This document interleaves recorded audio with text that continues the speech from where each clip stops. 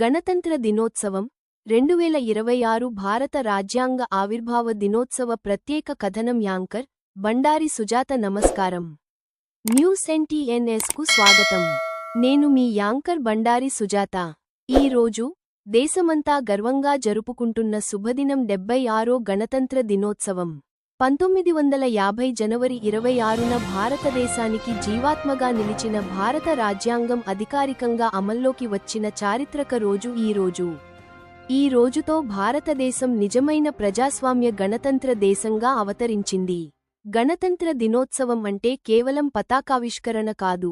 ఇది కోట్లాది భారతీయుల హక్కులకు, స్వేచ్ఛలకు, గౌరవానికి ప్రతీక.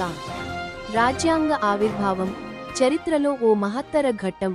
సుదీర్ఘ పోరాటాలు, అపార త్యాగాల ఫలితంగా స్వాతంత్ర్యం సాధించిన భారతదేశం తరువాత ఎదుర్కొన్న అతిపెద్ద సవాల్ ప్రజలందరికీ సమాన హక్కులు కల్పించే రాజ్యాంగ నిర్మాణం.